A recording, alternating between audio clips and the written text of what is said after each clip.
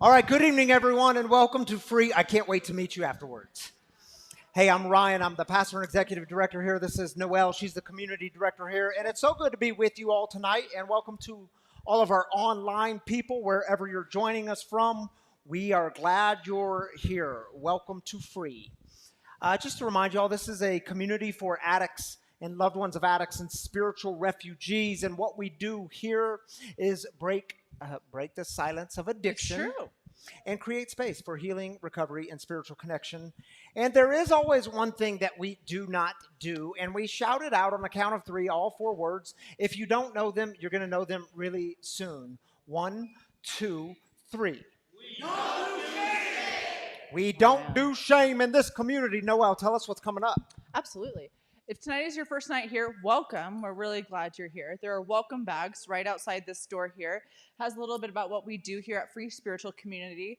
There is some fresh roasted wagon coffee in there. It has information about what wagon coffee does and just some free swag. So please grab one of those welcome bags on your way out.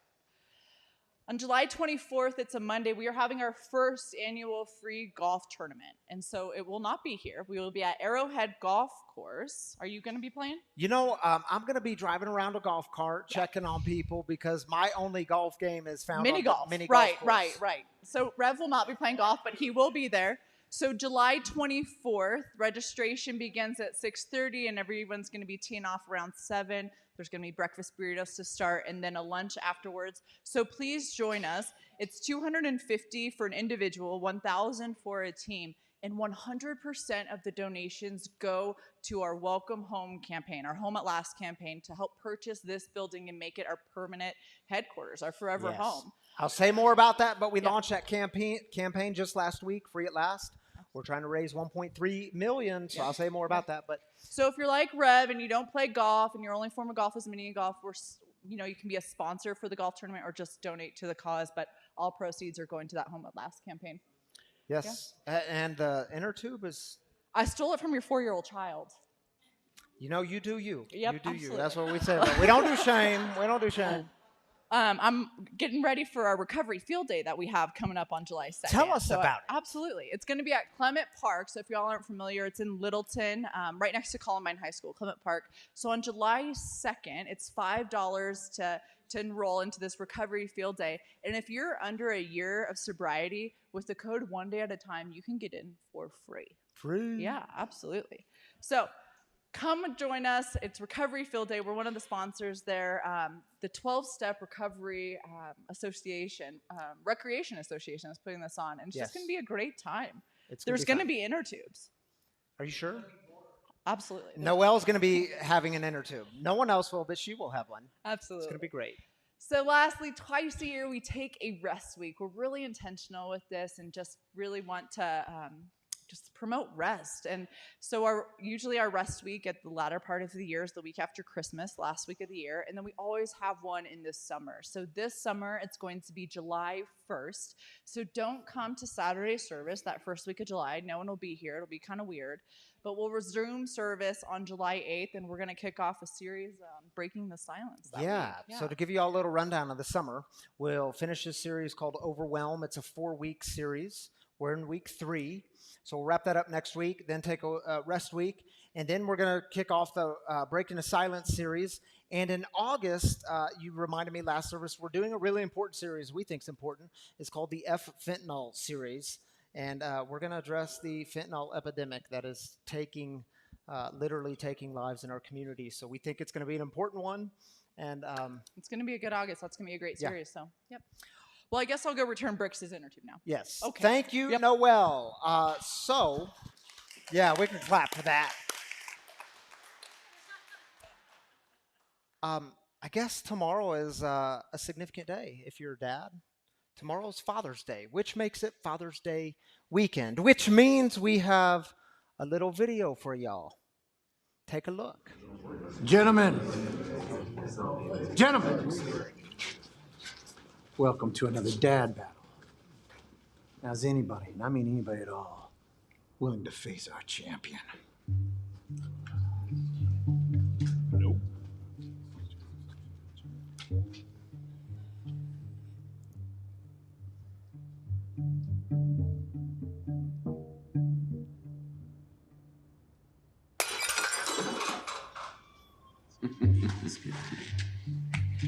Gentlemen, my son joined the golf team at school, so I bought him an extra pair of socks in case he gets a hole-in-one.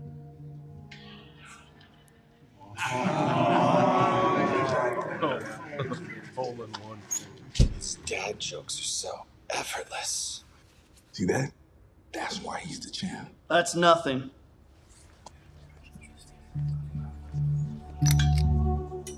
The other day, my daughter said a good Christian dad would buy her a car. So I said, well, a good Christian kid would walk, because that's what Jesus did.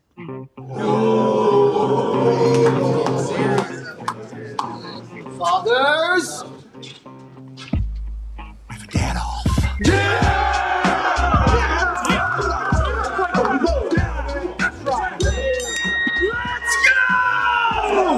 Bring the boys! Listen up, son. Just because God picked your nose doesn't mean you should.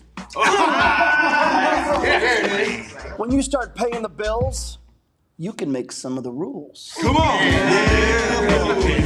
Hold up! Who touched the thermostat? That lawn isn't gonna mow itself. Let me stop what I'm doing and fix your boredom. Hi, Hungry. I'm Dad. I love the smell of Home Depot in the morning. Just wait till your mother gets home.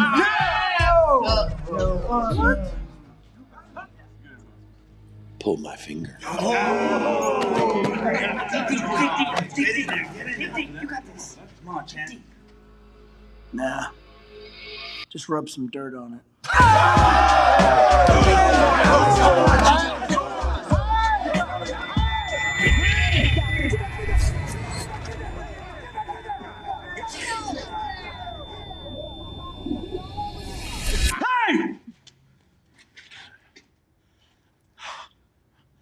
I'm proud of you.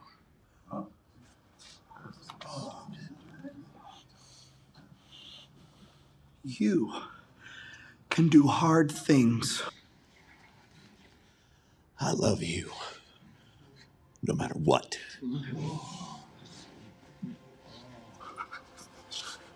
When God made you, He made something very special.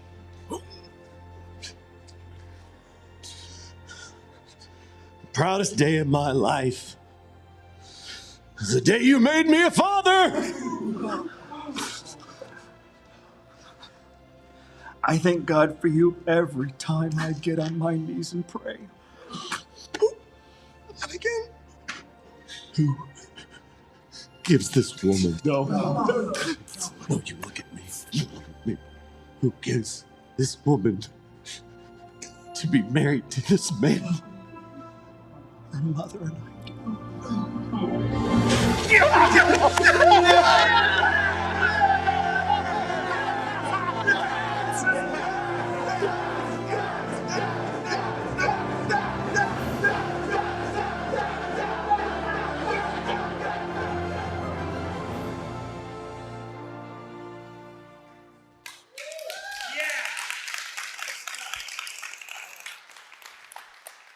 Happy Father's Day to all you dads out there. Congratulations. Congratulations. Who says that? It's an important day. So glad you're a dad. All right, y'all. The way we get started in this community after things like that is with celebrations. We celebrate together. We lift up the good. We start with the good. We don't ignore the bad, the heavy, the heartaches. We just save them for the end. So we take 3 minutes, a very important part of our time together to lift up the good, to celebrate, whether it's a sobriety anniversary, a birthday, a new job, new baby, new home, whatever is the new thing you're getting in recovery. We want to celebrate that together. We take 3 minutes. If you're online, just drop your celebrations in the YouTube comments, the Facebook comments. We want to celebrate with you too. And Adam will pass around a mic on this side. Scott will pass around a mic on this side. Just raise up your hand and give us the celebrations. I'm Kai, and I have 90 days clean off fentanyl. All right. Way to go. I would like to celebrate my daughter, who is 7 months pregnant, and my best friend from childhood, attending tonight. Way to go, Leila, our guest storyteller. I would like to celebrate that while I was gone on vacation, I was recognized for 2 things at my job for accountability and compassion. All right. Way to go, Jess. My name is James, and I want to celebrate Jock that is back there. He's the one that got me into treatment, and he saved my life. I love you, brother. Right on. All right, man. Doc, glad you're here, dude. My name's Riley, and my dad moved from a hospital, and last week I had a dance recital, and just today I went to have a birthday party. All right, Riley. We'll celebrate that with you. Hi, I'm Abby, and on Thursday, I attempted a FINRA, which is a financial licensing exam that I've studied very hard for. And I've never been so proud to say that I failed something by only 2 points. I worked really, really hard at this. I did this while working full time and being actively in recovery and being a mom. And I'm really proud of myself because I can do hard things. And I am going to kick that test butt in 30 days. So yes, you will, Abby. And we're going to celebrate it again. Hi, I'm Holly. I have 159 days clean and sober today. All right, Ellie. Hello, my name is Nathan, and I just completed a 30-day rehab program, and I'm transitioning into IOP tomorrow. All right, way to go, Nathan. Congratulations, dude. Hi, my name is Selena Garcia, and I'm 27 days clean off of meth and fentanyl. All right. Hey, my name's Bam, and I'm almost a month clean. I want to give a shout out to Pathfinders and all their staff. If it's not for them, I would be here today sober and clean with you. Thank you. Glad you're here, dude.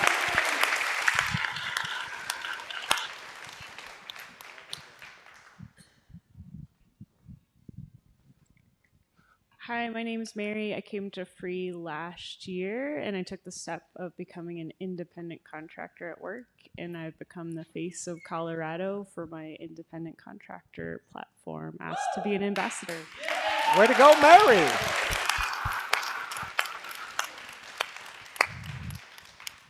I'd like to give a shout out to Jacques. I'd like to give a shout out to James. You're killing it, bro. I always believed in you, and thank you, Josie and Whitney, for Pathfinders. I really appreciate y'all. Man, there's some love in the room tonight.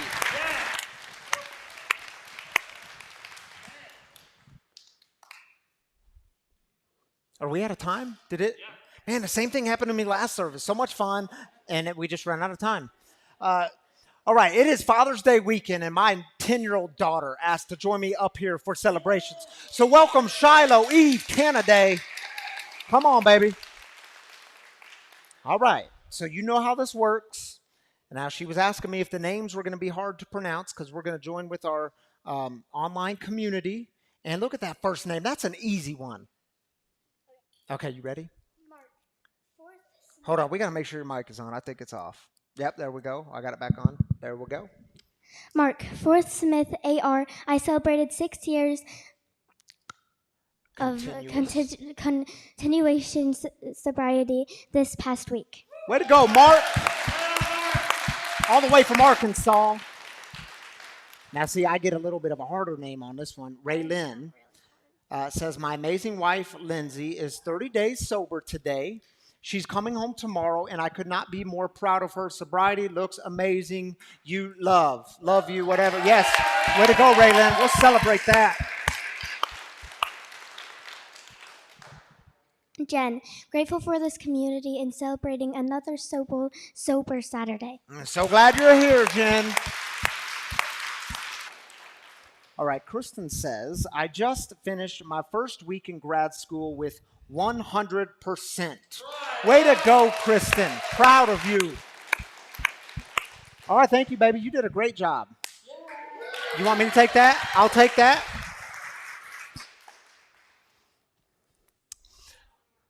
You have one more thing to say?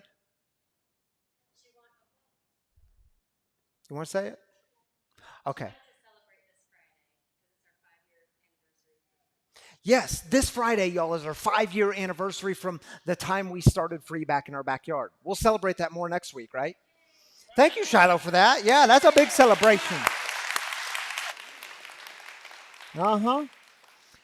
All right, y'all, we are in this third week of this series called Overwhelm, Finding Balance in Life and Recovery. And tonight I want to address the question, what do we do with all that stress and anxiety?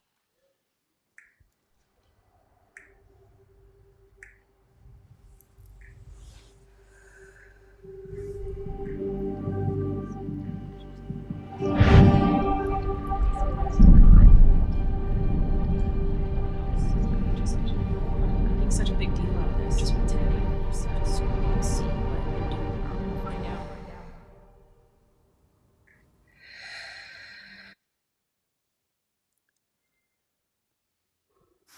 All right. So this year more than any other year, I can't tell you all how many times our kids came home from school and asked like the hardest, biggest, most difficult questions. Questions around like LGBTQ issues, mass shootings, race issues, questions around the big world event issues like what's happening in Ukraine and Russia.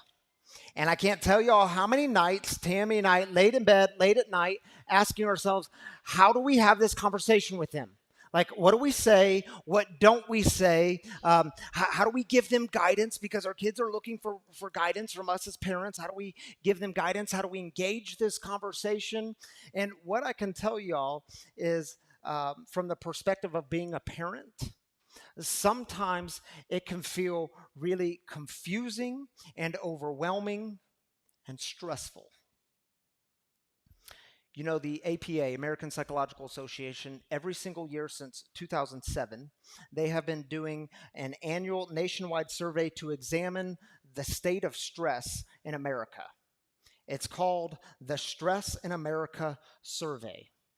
Now, we don't know about 2023 yet because we're only halfway through, so we don't have 2023 yet, but you can jump online and read the 2022 results. You can read the report. I just want to share with you some of what was released in this report so we can find out who we are. Are you ready? So they told us in 2022, 27% of Americans report that most days they are so stressed they cannot function. 62% of young adults between the age of 18 and 34 say most days they're completely overwhelmed by stress. Check this one out. A majority of adults cited inflation, 83%, violence and crime, 75%, the current political climate, 66%, and the racial climate, 62%, as significant sources of stress. And more than 3/4 of adults, 76%, said that the future of our nation is a significant source of stress in their lives, while 68% said this is the lowest point in our nation's history. We are a stressed out people.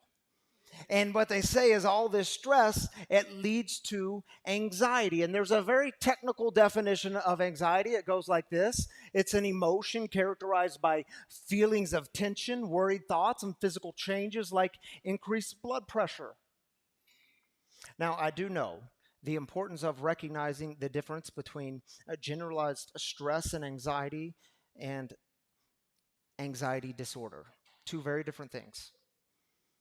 Anxiety disorder is a very real thing. We're told that 40 million Americans deal with anxiety disorder. Only 36% of them receive help. So I want to take a moment and say to you, if that's you, if you're one of those 40 million Americans dealing with anxiety disorder, please know there is no shame in that. It does not mean that you don't trust God enough in your life or your relationship with God is broken. It certainly doesn't mean that God is against you and getting you back for something that you did in your past. But it might mean that for you, it's time to get some help, some professional help. It might be time for you to go see a doctor. It might be time for you to go see a therapist. It might be time for you to actually get on some medications. There are medications out there. There are professionals out there that can help you cope. And again, there is no shame in that.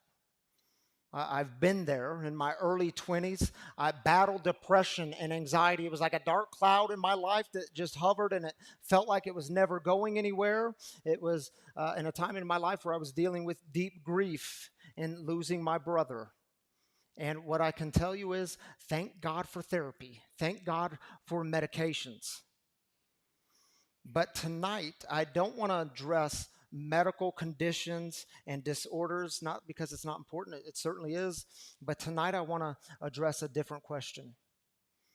And that is, what do we do with all that collective stress and anxiety that we are apparently carrying around as a people? How do we manage the overwhelm? You know, one spiritual thinker, she defined anxiety and she asked the question, what's the opposite of anxiety? She said, the opposite of anxiety is calm, centered contentment. Raises a good question for us, doesn't it? In times like these, how do we live lives that are calm, centered, and content? Because you do know your stress and anxiety, it is not a bad thing.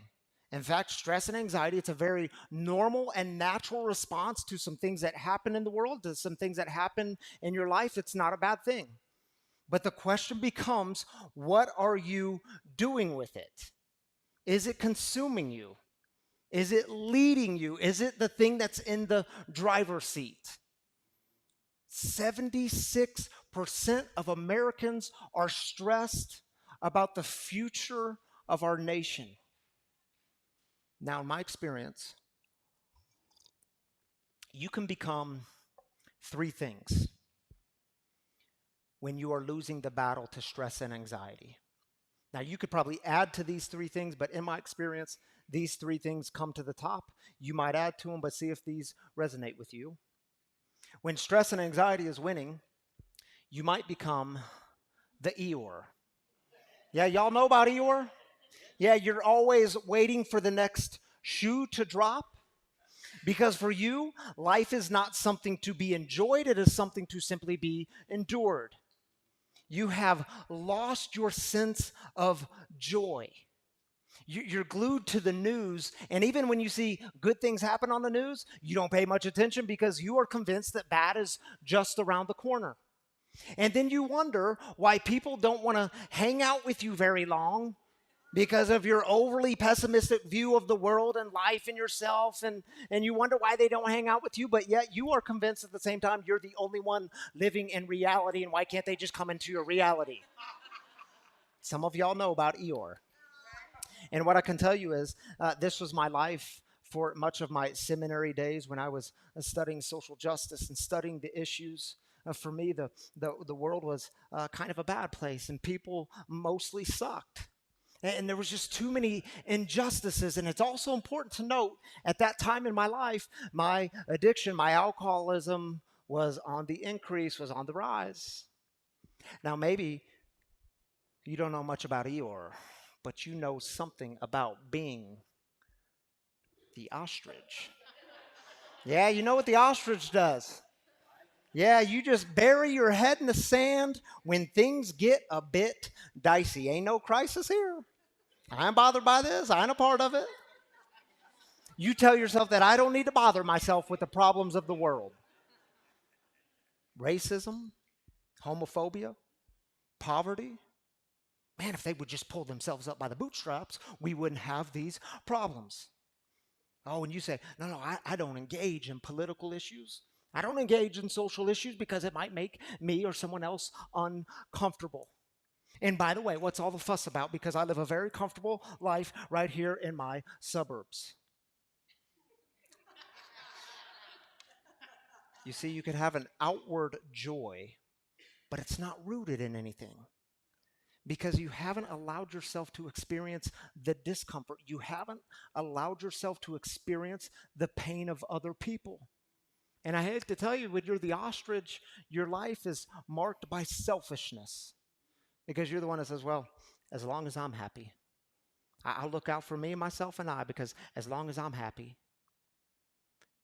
And y'all be very careful if you get to be the ostrich, because addiction loves to thrive in this place because you can just numb yourself out. How many of y'all stuck a needle in your arm or you put a drink up because you were numbing the pain around you? Yeah. Maybe you don't know much about Eeyore or the ostrich, but you know what it's like to be the pufferfish. You know about the pufferfish? Yeah, under a bit of stress and anxiety, you puff up. It's going to make you feel good. You puff up that ego, trying to get everyone around you to join you in the stress and anxiety because you are convinced, you're so convinced you're right, and you have all the answers. And when you are the pufferfish, you have very little interest in dialogue with other people, but you have a great deal of interest in getting your opinion across because people need to know what you think. How many of y'all see this growing trend on social media? I need to let you know what I think. You need to know my opinion on this. And if you disagree with me, I will come after you publicly. I'll tell you how stupid and wrong you are. For you, it has become better to be understood rather than to understand. For you, when you are the pufferfish, you see your job, your role is to convince everyone around you of why you are right on the issues. When you're the pufferfish, you create division. You build boxes to put people in. You slap on labels on their forehead and you know which box to put them in. And for you, ambiguity is not welcomed on the issues because there's black and there's white. There's right and there's wrong. And you just so happen to be right.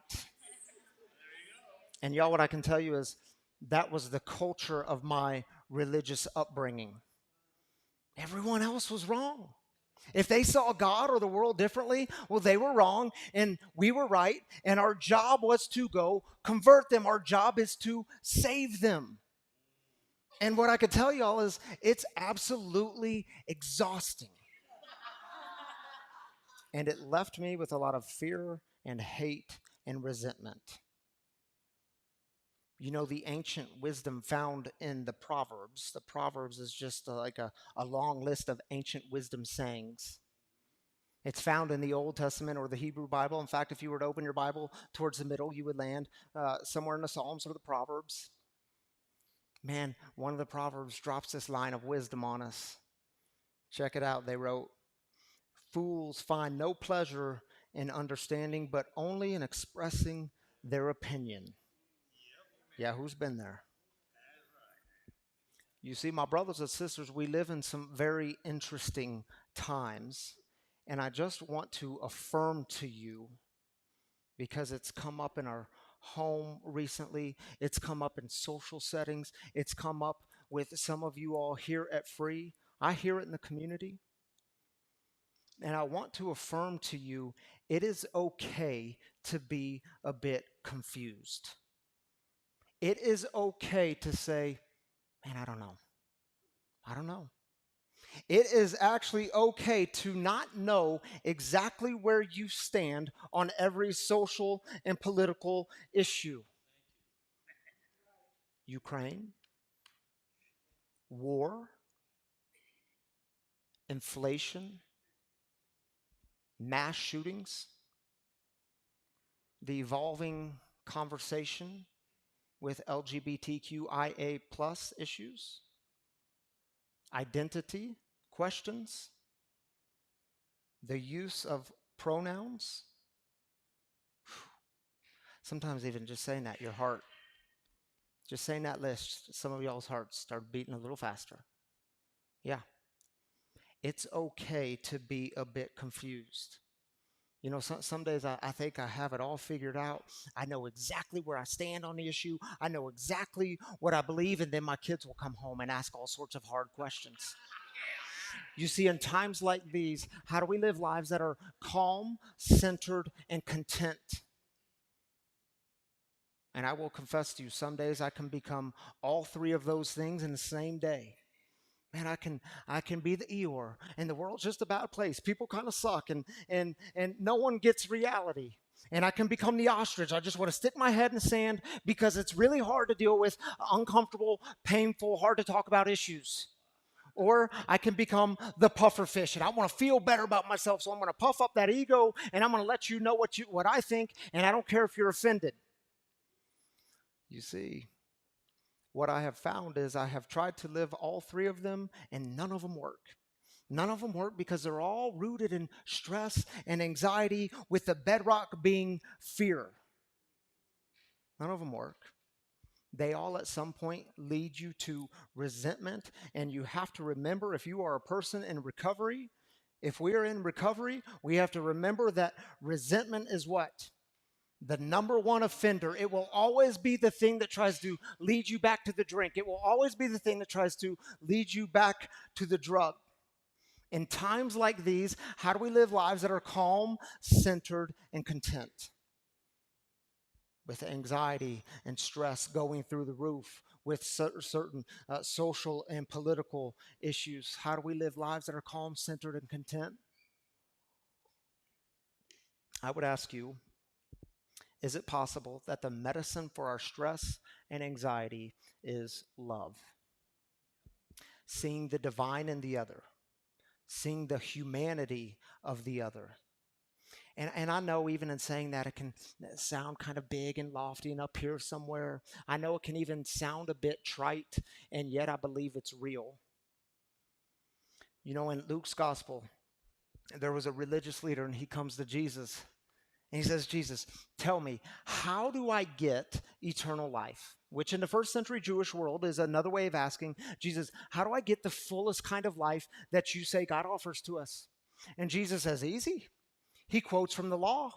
He quotes from Deuteronomy. He says the first and the greatest commandment is to love the Lord your God with all your heart, your soul, your mind, and your strength. And the second commandment is like the first, and it's to love your neighbor as yourself. And the religious leader says, yeah, come on, Jesus. I knew you were going to pull this on me. I knew you were going to go to that love your neighbor BS. But you know what my real question is? My real question is, who exactly is my neighbor? And Jesus launches into this story. It's a short story. It's called a parable. And he gets done with the story, and he finishes it with essentially saying to this man, don't you get it?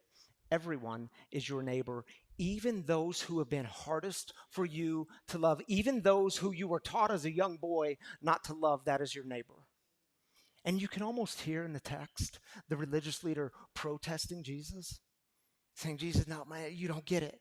Them, those people, man, they look different than us. They talk different than us. They have different beliefs than us. They have a different views of the world than us. In fact, they live in very different ways. And yet we do the same thing, don't we? Oh, Jesus, you're just too radical on this love stuff. Oh, you don't know them. They're very different than us. You know, when I first started attending 12-step meetings in recovery, because I couldn't figure out how to put down a drink. I couldn't figure out how to stop getting drunk. I couldn't figure out how to leave the church parking lot on a Sunday night after leading worship and turn right out of the parking lot to go home instead of turning left to go to the liquor store. And I started going to these 12-step meetings. And early on, I would be meeting with my sponsor throughout the week after going to these meetings. And I remember saying to him, Terry, man, the problem is I'm just not like them. Man, I'm different. Terry, the problem is there was a guy there a couple weeks ago, and he started telling the story of how he couldn't stop from drinking 2 glasses of wine at night. I'm like, Terry, dude, who does that? I've never had 2 glasses of wine in my entire life. It's like maybe 2 glasses of wine, then 2 beers, and 2 shots of this, and 2 shots of that. I see I'm not like him. And I would say to him, Terry, see, the problem is there was like people there last week, and they were talking about their prison experiences. And man, I've never been to prison. I've been arrested for DUI, did jail, but no prison. See, Terry, I'm not like them. I'm just different than them. And do y'all know what he told me? Some of you heard this in your recovery. He said, Ryan, stop looking for all the differences and start finding the similarities.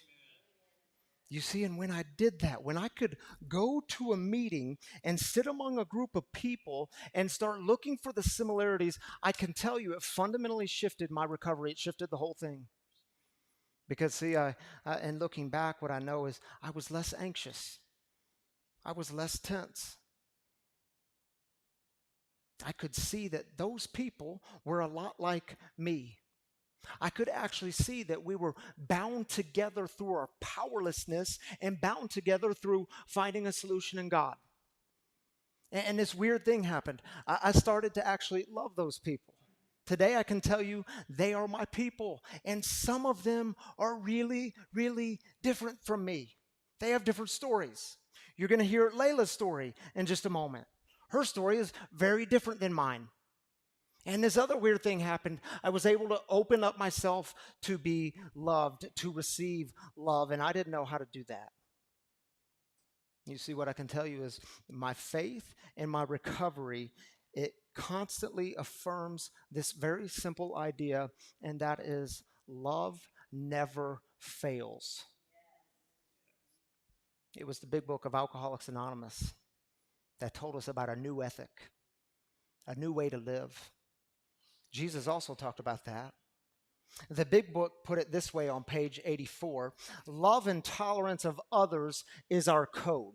And when we live into that new code, what happens? We have ceased fighting anything or anyone, even alcohol. And still, we protest the command to love. We say, yeah, but those people, them, those liberals, they just want to. Or those conservatives, they just want to. And then we wonder why we walk around all stressed out, anxious, no joy, and full of resentment. Because we pointed to all the differences, but we have failed to see the similarities of our humanity. I'll end with this. In the first century, the Apostle Paul, he wrote a letter to this church in the city of Philippi. You can read this letter. It's 4 chapters in the New Testament. It's called Philippians. And man, these people, they were in constant struggle and strife with a group of outsiders. I mean, these people, they saw the world very differently. They were a stressed out, anxious people. And you read these 4 chapters, and Paul essentially says to them throughout this letter, and I'll put it in my own words, don't become the doom and gloom. Don't wait for the next shoe to drop. Remember that God is good. Remember that grace is good. He says to them, don't keep your head in the sand. You can't live that way. Your job, your role in the world is to be a light in the darkness. Your job is to light up the dark. And he says to them, don't be so concerned with being right all the time. Be more concerned about being in right relationship with others. He says, start with humility in everything you do. Strive to be of one body, one mind. You see, in times like these, how were they to live lives that were calm, centered, and content? He closes his letter to these stressed out, anxious people with these words. Rejoice. Do we have it on the screen? There it is. Rejoice in the Lord always. I will say it again, rejoice, and you should remember he's writing this from a prison cell where he was unjustly accused. Then he says, let your gentleness be evident to some people, the people who are like you, the people who believe like you, the people who have the same views as you. Now, that ain't what he says, is it? Let your gentleness be evident to all people. God is near. God has not abandoned you. Don't be anxious about anything. The peace of God, which transcends all understanding, will guard your hearts and your minds.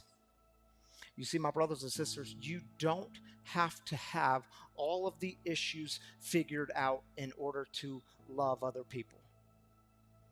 You don't have to know exactly where you stand on all the issues in order to hold on to some joy along the way. And that peace, the peace from God that comes and blows your mind, it surpasses all your understanding. It does not demand that you first have all the answers.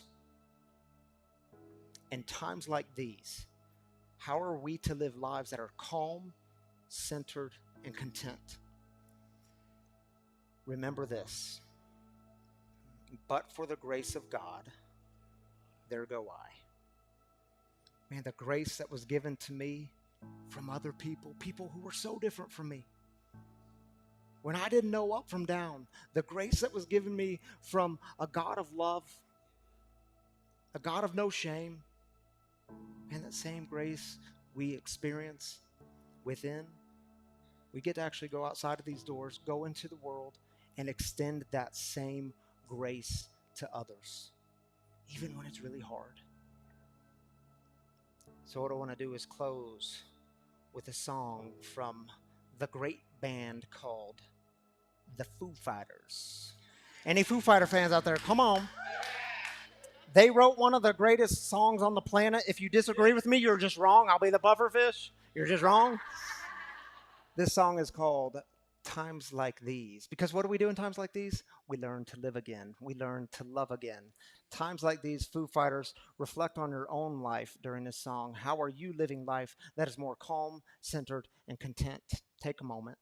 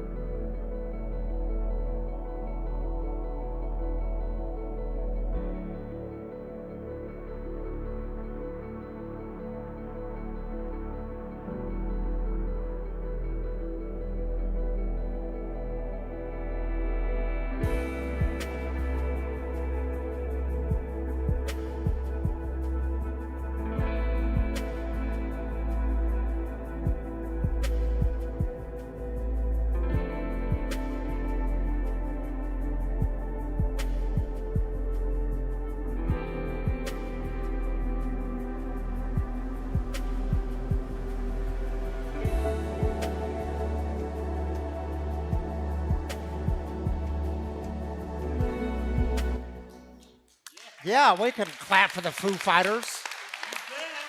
Man, if you want a really moving moment, go home and YouTube when Dave Grohl sang this song to Hawkins, the drummer who recently passed away. He did a tribute concert for that, and man, he did this song. Power, sacred power. Anyway, enough about the Foo Fighters. Let's get on with.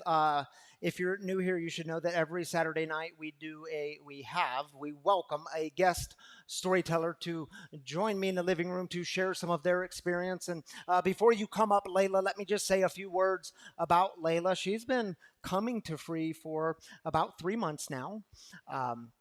She is also about just over 3 months clean and sober. She had some clean and sober time before that, 6.5 years clean and sober, but life, as you say, life got lifey. Stress and anxiety entered the picture, and I invited Leila to come up and share her story. I can't wait for y'all to get to know her. Help me welcome my friend Leila to the living room. Woo! Leila. Good to have you here again.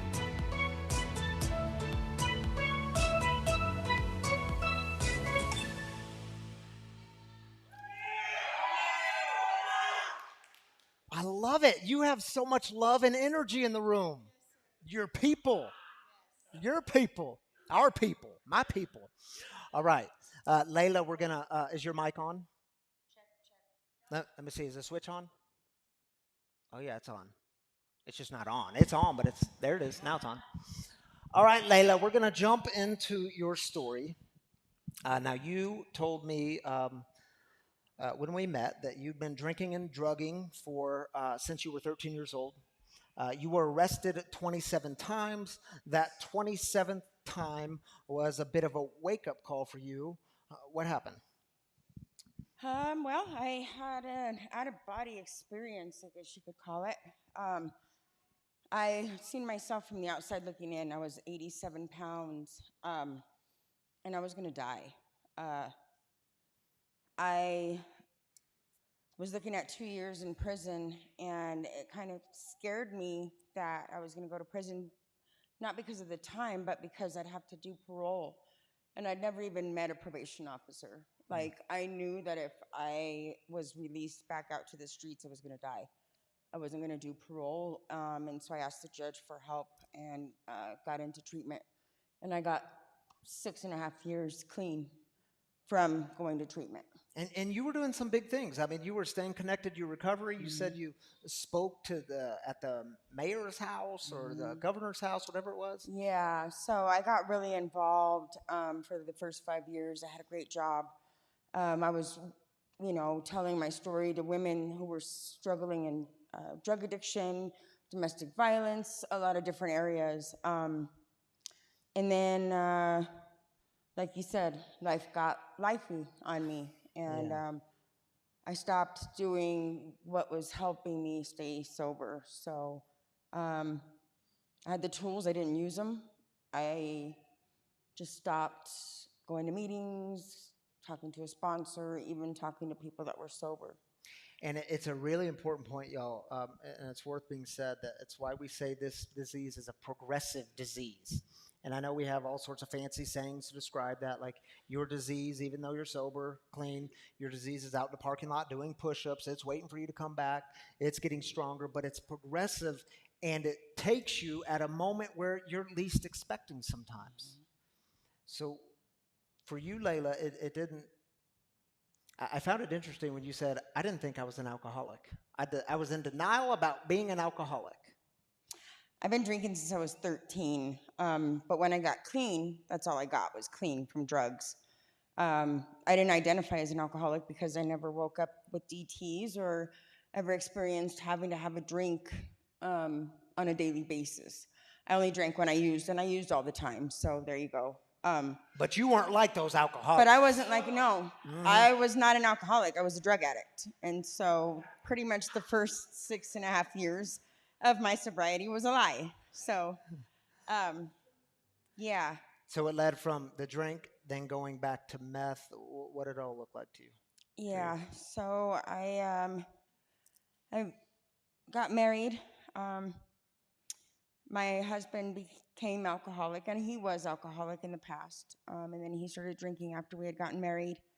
And I started drinking to deal with his alcoholism because I was an alcoholic. And so there's Notice that little transition there? And then, yeah, it wasn't much longer after that. I relapsed, and I was out for 2.5 years. And you said you ended, you got left at a trap house where it was terrifying and humiliating. And you might want to explain, I'm not sure everyone here knows what a trap house is. So a trap house is a drug house where there's prostitution, there's drugs, there's guns, there's violence, anything bad that you can think of. I was there. And I had gotten left there by the one person that I trusted the most, which was my husband. And I stayed there for 7 days, waiting for him to come back to get me. That phone gets heavy. And when you don't have anybody in your corner anymore,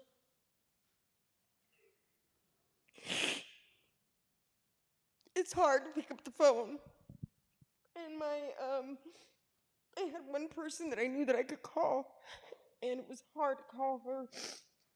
And she's here tonight. Her name is Tranquility, and she came into the fire for me and pulled me out of that house and let me crash on her couch for 8 days. And Whitney is also here tonight, and she does intake at Pathfinders, and they got me in sooner than anybody has, and it saved my life. Is Tranquility and Whitney here tonight? Yeah. Can y'all stand up a moment? Okay, there's Tranquility.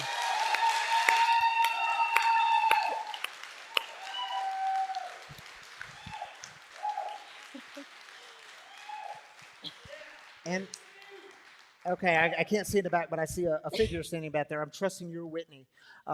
Hey, public thank you to you all for actually doing the work of recovery. If you notice her language, you went into the fire and rescued her and saved her life. Good for you. Thank you for that. Yeah, it's a big deal. Big deal. You know, I find it interesting. You said I had no one in my corner, and in recovery, look at what happens. Yeah. You have all these people in your corner. Yeah. So you stayed on the couch for 8 days. You got into to treatment, and you started reconnecting with your recovery. I know now you say you go to meetings. You do a lot of. You come here on Saturday nights. You have a sponsor. You're working through 12 steps with. I found it really fascinating that you told me last week you were working on step 4. Mm-hmm. And I said, tell me, Leila, if you don't know what step 4 is, it's the fearless and searching moral inventory of ourselves. I said, what's it like doing step 4? And you just had some great stories around step 4. Can you tell us about coming here on April 1st and what that moment was like? So April 1st, it was the first time I was able to look in the mirror and put makeup on, and I only did that because I was coming here with Pathfinders. And it was really hard to look in the mirror, even to put makeup on, to face what I had put myself through. And I remember looking in the mirror that night, and I put my makeup on, and we're getting ready to go to this. Everybody keeps telling me about this place called Free, and it was like a church, and I was like, yes. And I looked in the mirror, and I was like, you know what, Leila? You got this. I forgive you. And I meant it with all my heart. Yeah. And then, so we came. It was so much fun. And then Monday morning, we had therapy. And I was in a group, and the therapist came in with a mirror. And he's like, we're gonna do an activity today. Who would like to look in the mirror and forgive themselves? And the entire group shut down. And I was like, oh, well, I just did this. I got this. So I'm like, I will. And so I stood in front of the mirror, and he put it in front of me, and I'm like, I forgive you. And he said, what do you forgive yourself for? Yeah, that moment right there, that was the biggest honesty moment in my life. I hadn't cried until that day. And I broke down in front of everybody like, whoa, time to get real. And I had to really search for that answer. Like, really, it's easy to tell ourselves that I forgive myself, but for what, right? I forgive myself for giving up on myself. I forgive myself for giving up on my children. I forgive myself for not loving me. And today I do. You have a child here right now, My right? daughter is sitting here tonight with me, with my grandchild inside her belly. I want you to talk about that for a moment, Leila. What are, because we get these amazing gifts in our recovery, because life is so dark. And you said you walked away from everyone who ever believed in you, and now you have all these people in your life. And what are some of those gifts you're getting in your recovery? How is life being starting to get restored? Man, relationships, being able to make somebody smile, my children being in my life, my best friend from when I was a child is in here, and I've hurt all of these people, and they're still here rooting me on, you know? I have an incredible job. I'm blessed with I'm getting my own apartment next week. I'm blessed with the gifts of sobriety, and it's because I keep putting one foot in front of the other. And like my my boss blessed me with a car so that I can get back and forth to work. And so with that car, like I've been able to use that car to get women to meetings and church and do everything that people did for me when I came in, you know? And you get to be a grandma. Yes, I get to And be a be in the grandma. life of your grandchild. And be sober. Yeah. It's all a gift. Yeah. Can you tell us just in just a couple of sentences? You said you used to think God was absent in your life, that God was so disappointed in you, and yet you have come to find a different image of God. What's that God look like? So before I got clean the first time, I didn't believe in God. And then I challenged him, and he made himself seen and known. So I don't do that anymore.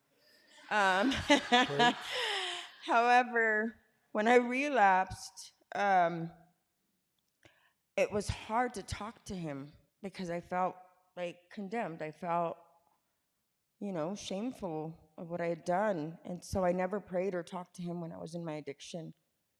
And I remember I was in that trap house sitting on the floor, and like the deepest moment of desperation I've ever been was that day. And I remember I sat there and I looked up and I was like, God, please help me. I didn't know what else to do. And I realized like he never left me. I left him, but he never left me. He was always there. It's why they say G-O-D, gift of desperation. Yes. We find God in that desperation. That's exactly what it was. Leila, I am so glad you are part of this community. Since day one of you coming in, you have brought an energy and a joy. Tammy, my wife, has said, oh, she's that one with all that joy, right? Always coming in with joy, always making people smile. Keep doing that. We love having you here, and I am so proud of your recovery. Keep on trucking. Yes. Ladies and gentlemen, Leila Duran. Great to have you.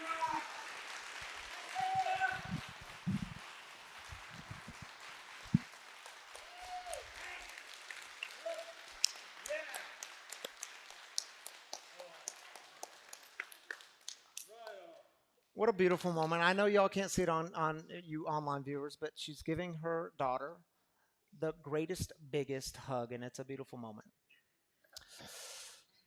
All right, y'all. Well, the way we close things on a Saturday night is similar to the way we begin, which we begin with celebrations, we close with heartaches. The things that are too heavy to carry on your own, we do that together as community. Again, a very important part of our time together, we have a God that always hears the cries of the people. We pray for one another, lift one another up throughout the week, and Very important part of our time together. So we take 3 minutes for this. If you have a heartache that you're carrying that's just too heavy to carry, or that you'd like prayer for, encouragement for, Scott and Adam will pass around the microphones. Just raise up your hand and they'll get you a mic. If you're online, again, just drop the heartache in the YouTube comments or the Facebook comments, and we'll take 3 minutes.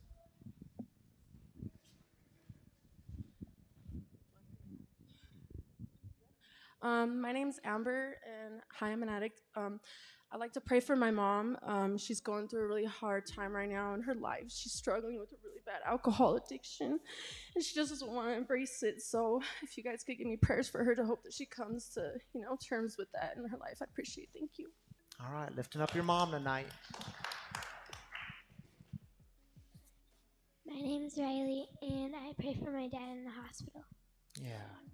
We're praying for your dad, too. His name is Dylan, so if y'all want to pray for Dylan.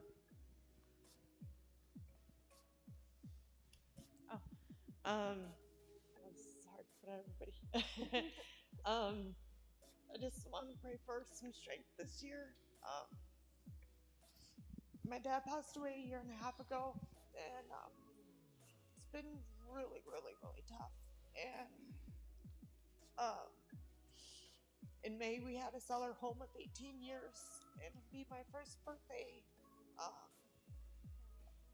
without the family home. The first year was tough without my dad, but now we don't have my dad in our home, so some strength and courage would be nice. Strength and courage. Sending prayers and good vibes and energy your way.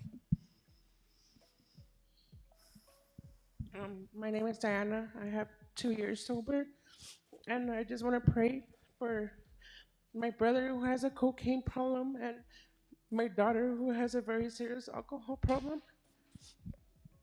All right. Praying for your family. Praying for you.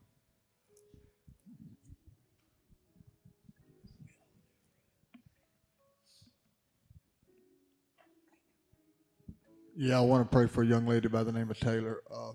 She's at Pathfinder. She's struggling real hard right now, and she was wanting to go home today. She's in a lot of pain, so I want to pray that her recovery and her pain goes away and she gets stronger soon. Thank you. All right. Lifting up Taylor. I would like to pray for a lady that I know who's a mother, who has colon cancer that she beat, but she's having a really hard time, and her name is Jamie. All right, lifting up Jamie. Thank you for sharing that with us.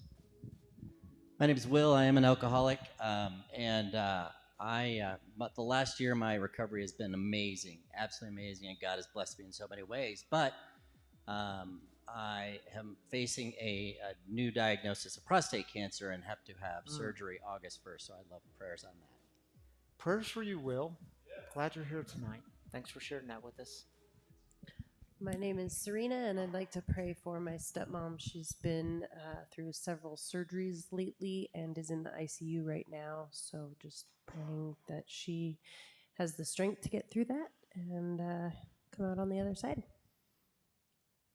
All right, prayers for your stepmom, Serena. We got one more. My name's Holly, and I just would like to send prayers out to Emily. She recently relapsed, and she's now on the streets, so just wanted to send out prayers for her. All right, prayers for Emily. Scott Mounts, you want to join me up here, dude? Because we got to join our online community. And I know you get nervous. This dude don't get nervous. This is the Godfather. Sober souls, transition, sober living. So you do just like my daughter did. If she could do it, you could do it. You take the first one, then I go, then you go. I can't even see it. I had to pick the one guy. Caleb, pray for myself as I struggle through the path of sobriety. Kayla, prayers for you. We're glad you're part of this community. It was good to see you last week. Stephen says, please pray for Rob H., an educator. His labs concerning his cancer are not headed in the right direction. He can benefit from the prayers. Continued prayers for Rob. Stephen, glad you shared that with us. Glad you're here. Okay, Brian, my dad's camp is a lot further along than they anticipated. It spread from his esophagus to his bones and his lymph nodes. They've given him 3 to 9 months to live. Praying for you, Brian. Yeah, prayers for you, Brian. That's tough. MJ says, prayers, please. Listening from the hospital. Heart issues, little scary. MJ, prayers for you as you're laying in the hospital bed, dealing with some fear, lifting you up tonight. Glad you're part of this community. Oh, that you get the long one, man. Holy cow. Jen has been busy, let me tell you. This month is an extremely emotional month for me, like so many other people. Tomorrow is Father's Day. My dad passed away a few days before Father's Day in 2007. And today is the anniversary death of Jack Dog, my doggy soulmate. If you know, I'm a doggy people. He was with me 14 years. He passed away 8 years ago today. And I had a mini meltdown this AM. Prayers for you, Jen. Carrying a lot right now. Scott, thank you for joining me up here, dude. It's always good to be up here with you. All right, y'all, I just want to let you know, because you heard it at the beginning, if you weren't here last week, it was a big week for us. We launched our Home at Last campaign. This is, let me just tell you just a brief of it. This building appraised at $3.77 million. We have the opportunity to buy it for $1.3 million all in. And so for us and for the board of directors here, it was just an absolute no-brainer. This is a wise financial move. We want to do this thing debt-free, so it frees up funds to actually put into the mission of breaking the silence of addiction. So if you feel compelled to give to that campaign, as Tammy said last week in a video, it's going to take a lot of generosity from lots of people. You can go right to the website, and on the giving page, there's a click down menu. There's general fund, and then you'll see the fund below it. It says Home at Last. And if you want to give to that campaign, we have already raised over $500,000. But like I said, we need to get to 1.3 million. So there's some work to do, and we would be so grateful for your participation in that. And when I say grateful, I mean grateful. And I just want to share with you this story. Last week, you heard Matt. He was up here on a stage, Matt Naraki, and he gave a really powerful 2 minutes on why giving is important. And he spoke about it in a very personal way. And I can't tell you all that generosity we experienced that night. Chris Mers, who's in the back, he's on our tech team. He came up to me and he said, Matt said, give till it hurts. And he handed me $500 in cash, and he says, this one hurts, but I want you to have it because this place has impacted my life in incredible ways. And I'm telling y'all, he was not the only one. It would happen time and time again last week. It was absolutely incredible. So thank you all so much for being a part of that. And in the midst of a campaign, if you don't know, you also have to keep the ship going, right? So there's giving boxes here, one right next to Bobby. Bobby, put your hands in the air like you just don't care. There's a giving box there. Right next to Chase outside these doors. He's pointing the way. And if you are a digital giver like Tammy and I, well, you'll do it online, and there's 3 options to do it online. You can go right to the app. It's free to download. All of our content's on there. Guest storytellers are on there. And you can give on there monthly, weekly, one-time donation, however you want to do it. Or you can go straight to the website, freespiritualcommunity.com, and you can give there in the same way, very safe, very secure, or text the number on your screen, and it'll walk you through a very simple set of instructions. Your generous giving helps the mission of breaking the silence of addiction and creating space for healing, recovery, and spiritual connection to thrive in this community and across the country. So thank you so much for being a part of it. Without your giving, we don't exist here. So thank you. Truly, thank you from the bottom of our hearts. Thank you. All right, y'all, can we go out with a prayer? And I want to ask, is Tranquility and Whitney still in here? Would y'all be willing to join me up here to help me close in prayer? You don't have to do any sort of creepy stuff. It's non-creepy here because it's going to be on the screen. Tranquility and Whitney, welcome to Free.